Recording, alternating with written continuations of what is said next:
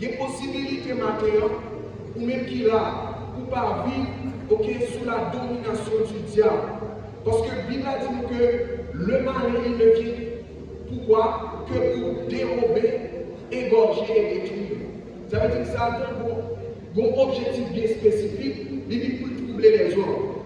Il vient pour provoquer le trouble dans la race des hommes. Parce qu'il est jaloux de la race des hommes, parce qu'il est destiné au jugement, mais nous-mêmes envers, nous ne sommes pas destinés au jugement. Mais une fois que nous croyons en Jésus-Christ, une fois que nous acceptons, humilier nous pour recevoir le sacrifice de Christ, il y a une possibilité pour accéder au salut. Ça veut dire ça, c'est un bagage que nous supposons vraiment comprendre. Nous supposons comprendre que l'homme, si Satan condamné à la malédiction, mais nous n'avons pas condamné à la malédiction. Parce qu'il y a deux esprits qui ont dominé dans le monde. Il y a l'esprit d'Adam et il y a l'esprit de Christ. Qui s'est passé? Concernant Adam, qui s'est dit, il dit comme ça, c'est à la sueur de ton front que tu mangeras ton pain. Jusqu'à ce que tu retournes de la poussière d'où tu as été prise. Ça veut dire, ça traduit que Adam c'est divine maudit parce qu'il désobéit à mon Dieu. Mais ça va arrêter là. Pour notre esprit qui a dominé dans le monde, c'est l'esprit du Fils de Dieu, c'est l'esprit de Jésus-Christ. Et qu'est-ce qui est dit à propos de Jésus-Christ? Il est dit à propos de Jésus-Christ, celui-ci est mon Fils bien-aimé, en qui j'ai mis toute mon affection. Écoutez-le. Et qui ça nous a dit à propos de ça? Si qui ça nous a privé ou bien qui ça nous papa qui est petit qui a privé de petit.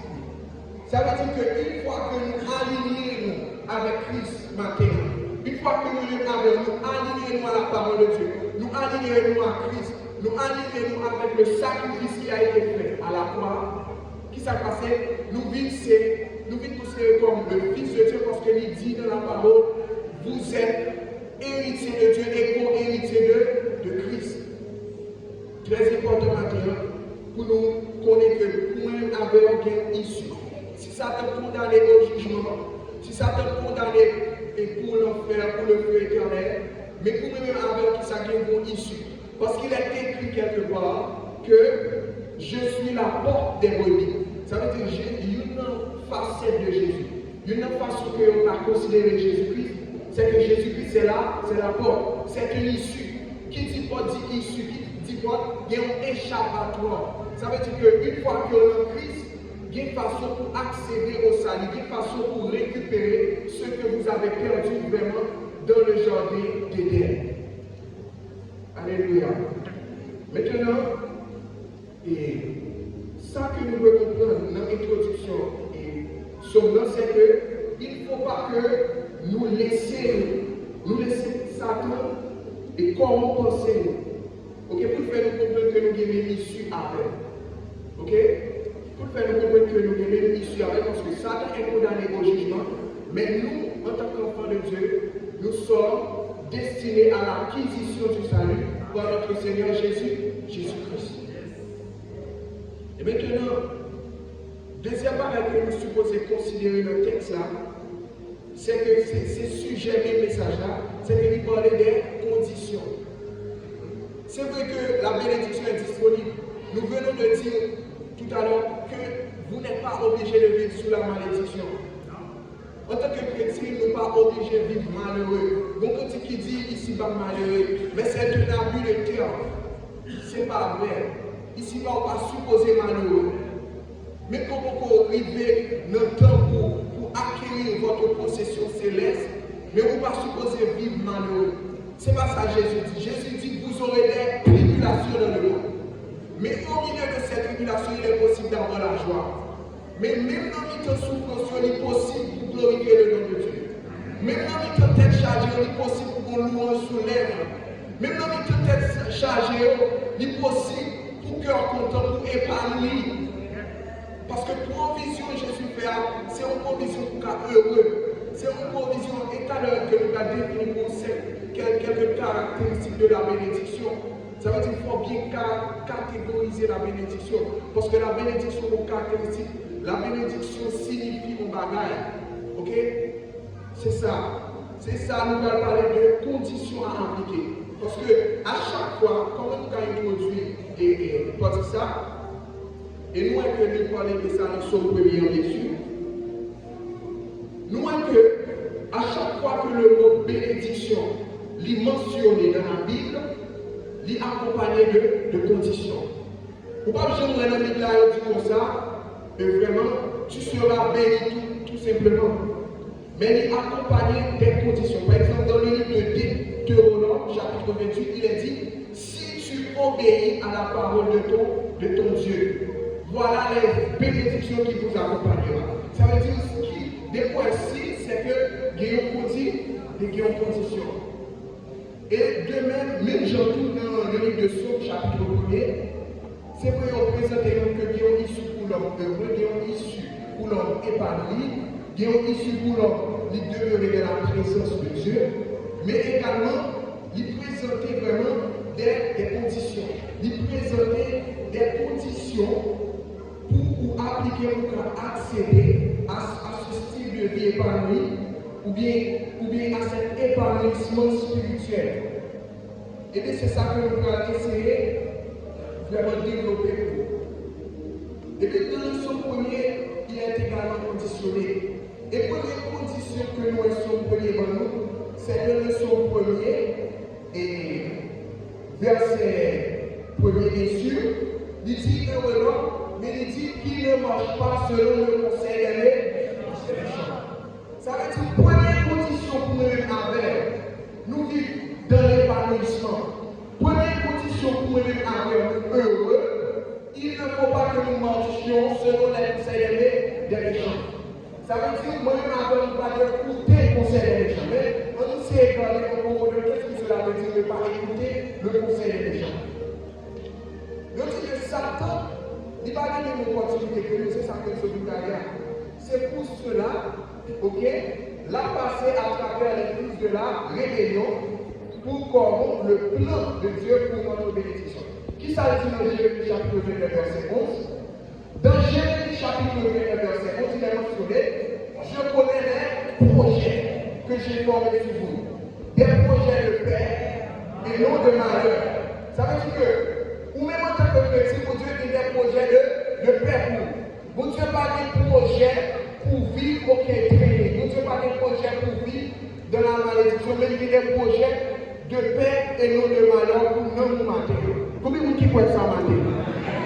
Bon Dieu il y a des projets de paix et non de malheur pour nous. Mais qui ça qui passe? Il dit pour accéder à des projets sérieux, il faut que vous ne pas marcher selon le conseil des méchants. Ça veut dire, qu'est-ce que cela veut dire? Le conseil des méchants. Et bien le conseil des méchants sous-entend que Satan l'a toujours cherché, même dans Genèse chapitre 3, Satan n'a pas de corps physique pour lui présenter le bon, pour le tenter, ou bien pour faire perdre la grâce de Dieu. Mais qu'est-ce qu'il va faire? Il va passer à travers quelqu'un.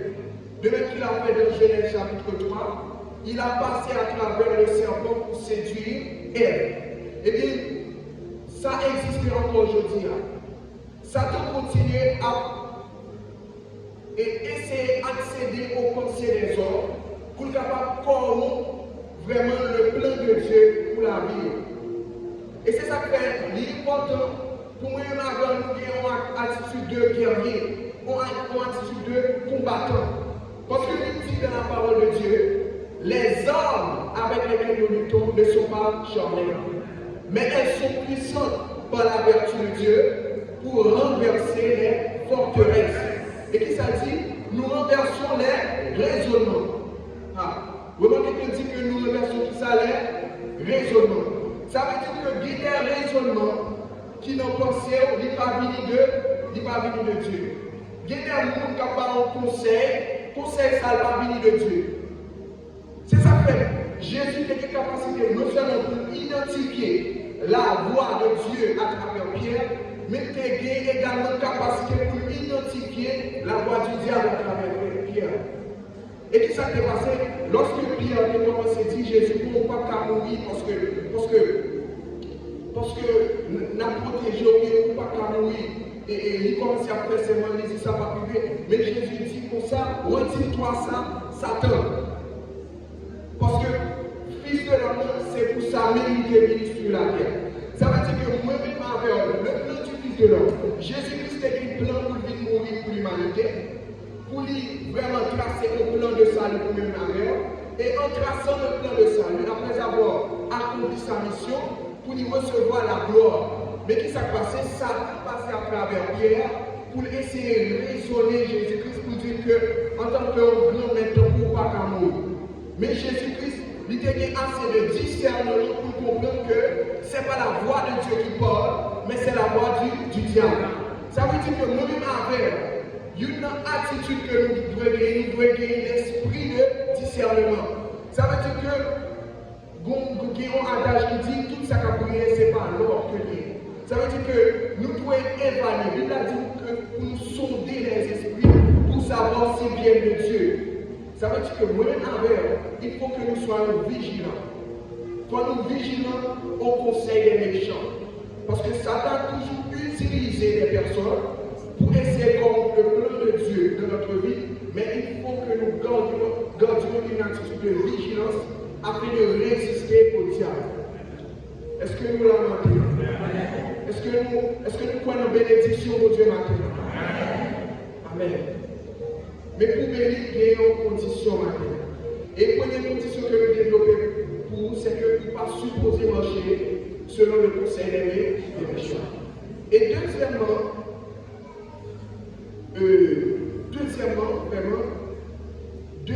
condition que nous avons présentée, et que d'ailleurs le psaume chapitre 1er nous présente pour nous, c'est qu'il faut pratiquer la parole de Dieu. Et c'est ça que verset 2, il a résumé pour nous. Il dit, mais qu'il trouve son plaisir dans la loi de l'Éternel et qu'il a dit jour et nuit. Un chrétien doit avoir une vie de persévérance. Parce que quand on bien analyser verset ça, remarquez qu'il dit qu'il trouve son plaisir dans la loi de l'Éternel. Le terme plaisir ici est très important. Parce que là où tu prends plaisir dans la loi de l'Éternel, nous avons c'est seulement lire la Bible avec routine, mais tenter mon prédicateur chaque dimanche pour présenter un sermon. Mais cela ne suffit pas. Il faut que vous preniez votre plaisir dans la loi de l'Éternel. Il faut que vous jouiez une délice sur mon Dieu maintenant. Et là que vous parlez de parole de Dieu, pas seulement de dire les saintes écritures, pas seulement de dire les 66 livres. Mais qui ça que nous dit? Il signifie Jésus-Christ. Qui dit parole de Dieu dit qui ça dit? Jésus-Christ. Parce que on présente nous dans Jean chapitre 1er et au commencement était la parole. Et la parole était avec Dieu et la parole était Dieu. Ça veut dire qui ça? Ça veut dire que Jésus-Christ c'est l'incarnation de la parole. Si vous voulez prendre plaisir dans la parole de Dieu, mais qui est-ce que vous pouvez prendre plaisir dans Jésus-Christ? Qu'est-ce que cela veut dire? Il faut que vous ayez une communion avec Jésus-Christ. Maintenant, deuxième condition pour que vous accédez à la bénédiction de Dieu, c'est que vous ayez une communion avec Jésus-Christ. C'est que vous ayez une communion avec Jésus-Christ. Et nous allons présenter trois faits, ou bien trois bagages qui sont en communion avec Jésus-Christ. Trois bagages, c'est premièrement la prière. Et pour ça nous dit la prière, il dit deux hommes, dans le chapitre 3, verset 3, il présente les messages, il dit deux hommes marchent ensemble sans être convenus. Ça veut dire que deux nous marcher ensemble maintenant, il faut associer, il faut être d'accord sur le même point. Comment on fait d'accord avec Jésus pour avoir une vie de prière? Comment on fait pour savoir Dieu voulait pour la vie? Maintenant, sur une vie de prière. Souvent une vie personnelle ou bien autant personnel ou même avec Dieu. Parce que là, on va parler de la collectivité, mais on va parler de relations personnelles. Mais il faut qu'en tant que chrétien, vous devez développer la vie de prière vraiment pour capable vraiment accéder à la bénédiction de Dieu. Et deuxième salle que nous voulons présenter pour vous, en tant que ça qui permet de rester en communion avec lui, c'est la sanctification. Dans Romains chapitre 12, verset 2, ça c'est un verset qui est assez connu, il dit, je vous exhorte donc frères, par les compassions de Dieu, à offrir vos corps comme un sacrifice vivant, c'est agréable à Dieu. Ça veut dire que deuxième paragraphe que nous en communion avec nous ce matin, ça veut dire qu'il faut que vous consacrez pas seulement le cœur, non, ça va suffire, mais il faut que vous consacrez le corps avec qui avec mon Dieu.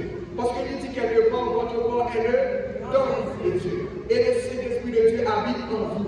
Ça veut dire plus que le Saint-Esprit de Dieu habite dans vous maintenant, il est très important, ici les croyants, pour que vous vraiment marchiez dans la sanctification. Pour que, ça veut dire une sanctification, préserver le corps à part pour service de Dieu.